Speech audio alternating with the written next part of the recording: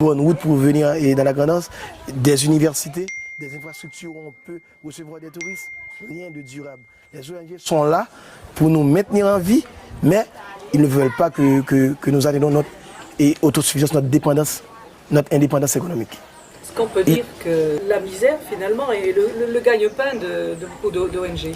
Les ONG, c'est ce qu'ils font ici, c'est ce qu'ils veulent faire comprendre à d'autres qu'ils sont là pour aider, mais en fait, c'est pas vrai. Tout le monde sait que c'est pas vrai. Et vous avez vu comme M. Kagame a dû faire pour essayer d'aider le Rwanda. Et vous avez vu comment Chavez a dû faire et pour essayer d'aider les Vénézuéliens. Le jour où un gouvernement voudra qu'on ait une Haïti meilleure, vous verrez qu'il n'y aura pas beaucoup d'ONG, 2, 3 ou 4.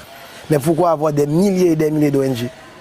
Chacun fait ce qu'il veut. Le Canada te promet 20 millions de dollars. Donc le Canada envoie des ONG canadiens pour prendre les 20 millions et rentrer au Canada. Les Américains font de même. Et ça, c'est pas une aide.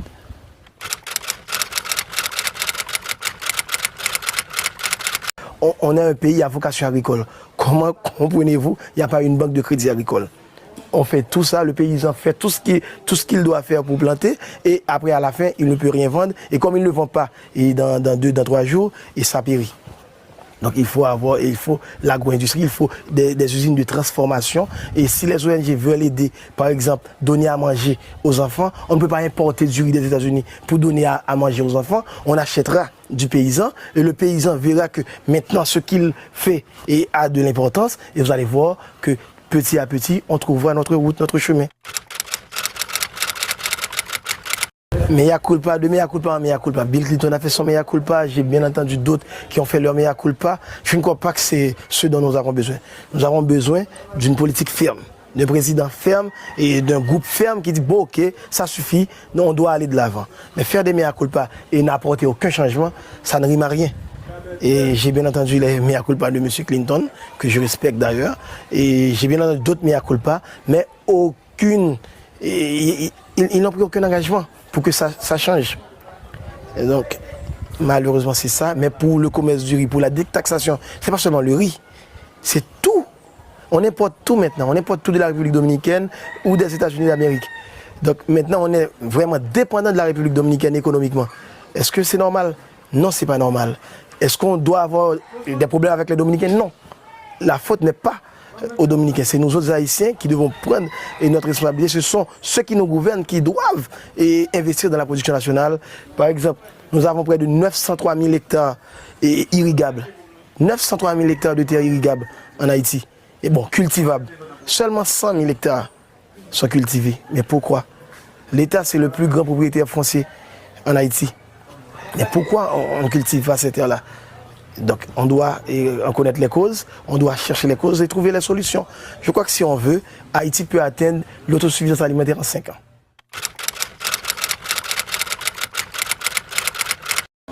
Encore une fois, c'est l'irresponsabilité de l'État. L'État n'est pas responsable, l'État n'a jamais été responsable. Je viens de vous dire que l'État est propriétaire de plus de 30% des terres du territoire national, mais l'État est irresponsable. Ici, il y a des lois. Il y a des lois qui disent, voilà, monsieur le maire, voilà ce que vous devez faire. C'est une question que vous auriez dû poser au maire de Pestel. Il y a les lois sont là. Il y a les taxes à percevoir sur les propriétés bâties. Il y a les taxes à percevoir avec les marchands et jour de marché. Mais le maire s'en fout, tout le monde s'en fout, le collecteur d'impôts s'en fout. Et voilà, on attend de l'aide.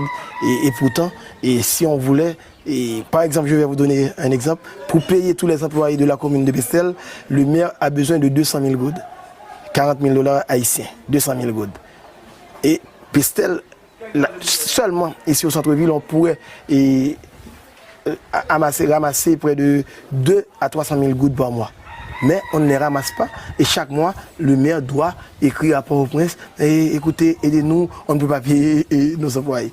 Donc c'est l'irresponsabilité partout. Le président est irresponsable, le premier ministre est irresponsable, les maires sont irresponsables, les députés et sénateurs sont irresponsables, tout le monde est irresponsable. Qu'est-ce qu'il faut faire pour que la population entende ce message, quoi? Parce que c'est impopulaire. C'est très impopulaire. Dire aux marchands qu'elles devraient, parce que partout c'est comme ça que ça. C'est impopulaire, mais le peuple est prêt à accepter. Ici à Pestel, on a cette grande génératrice pour donner de l'électricité. Vous voyez cette génératrice. Donc, chaque samedi, on a dit ok, chaque samedi on va collecter de l'argent.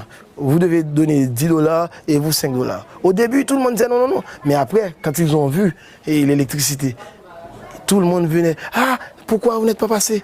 Et on a ton argent. Donc, quand les gens ici en Haïti ne veulent pas payer, c'est parce que l'État ne donne rien. Donc, si l'État est responsable, on ne te donne rien, même pas une petite école, même pas un petit hôpital. Donc, pourquoi vous allez payer des taxes? Donc, c'est ça, c'est face à l'irresponsabilité de l'État, c'est la réponse du peuple. Mais si le peuple voit qu'il y a un État conscient, un État qui veut travailler et un État responsable, je vous donne la garantie qu'on va payer. On paiera. On paiera. Dès le début, dès notre indépendance, les femmes ont toujours occupé un grand rôle. C'est un des premiers pays où dans notre première constitution de Saline a dit qu'il n'y avait pas une différence de sexe. Et vous allez voir qu'une femme comme Marie-Jeanne était à la crête à Pierrot et c'est elle qui commandait. Elle commandait un troupe d'hommes, un peloton d'hommes, avec la Martinière et Mani. Donc les femmes, dès le début, dès le départ, dès notre indépendance, ont eu leur rôle. Et encore une fois, aujourd'hui, vous allez voir, dans notre gouvernement, il y a pas mal de femmes. Donc d'ailleurs, nous autres Haïtiens, les femmes sont vraiment nos mères. Ce sont les femmes qui nous envoient à l'école, et ce sont elles qui prennent soin de tout. Même les maris dépendent des femmes en grande partie, surtout dans le milieu paysan. Et c'est notre petite banque. Et s'il n'y avait pas les femmes, vraiment, je ne sais pas ce qu'on aurait pu faire, et surtout dans la paysannerie. C'est des causes historiques. C'est étonnant, hein, parce que les femmes à Haïti, c'est vraiment très particulier quand même. Ah, c'est vrai. Et en Haïti, les femmes, c'est chef de la maison. Ce qui ne les empêche pas d'être maltraitées aussi. Il y a une ambiguïté. Parfois, elles nous maltraitent aussi. Non, c'est vrai, mais heureusement, on a des lois. Et en ce sens, il y a toujours des hommes machistes, mais il y a des lois. Il y a des lois et maintenant, les femmes connaissent leurs droits. Donc, c'est pas facile pour un homme de maltraiter une femme. Et même ici à Pestel, vous maltraitez une femme et rapidement, elle va au commissariat et on t'arrête. Donc, il y a des lois, il faut reconnaître ça, c'est bien. Et les femmes ont leur importance et on les respecte beaucoup ici.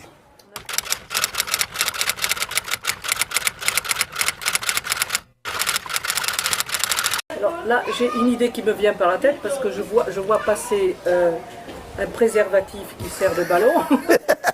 Il y en a eu beaucoup hier. Mais il y a quand même un problème là. Ça nous a amusés, bien sûr. Mais peut-être là, j'y pensais pas, mais là, c'est en voyant ce beau ballon qui vole bien que je pose ce problème de la sexualité un peu débridée en Haïti, ce qui serait sympathique, ma foi, si ça n'avait pas aussi des conséquences dramatiques. Donc, il faut reconnaître qu'ici, à Pestel, et dans la Grandance, ils ont mené une bonne campagne contre le sida. Donc c'est pour ça que vous voyez tout le monde à son préservatif, même les enfants. Mais ce n'est pas un secret qu'ici à Pestel et dans toutes les grandes villes du pays, que ce soit Saint-Marc ou les Cailles, et les enfants ont leur premier rapport sexuel dès 10 ans, plus ou moins. Et ici à Pestel, c'est scandaleux, et il y a des enfants de 11 ou de 12 ans qui vivent avec des hommes. Et leurs parents sont d'accord, on ne peut rien faire. Si je vais dire, ah non, et madame, vous ne pouvez pas donner votre fille de 13 ans, et à quelqu'un, il va me dire, ah, tu vas en prendre soin. Donc c'est comme ça, donc je crois que c'est la misère, et c'est lié à la misère. Malheureusement, l'État condamne ça, les lois de la République condamnent ça, mais si vous allez chez un juge ou quelqu'un, et les parents vont dire, il n'y a rien, c'est pas vrai, et c'est quelqu'un qui travaille avec monsieur. Donc c'est comme ça qu'il y a une certaine tolérance, mais c'est à cause de la misère. Donc c'est tant de problèmes qu'il faut résoudre, mais on ne peut rien résoudre si on atteint, parce que si nous n'avons pas cette autosuffisance alimentaire, si nous ne pouvons pas donner à manger à notre peuple, il n'y a rien qu'on puisse faire. Je crois qu'on devrait avoir peur de moi. Mais ceux qui devraient avoir peur de moi, ce sont les ennemis de la nation.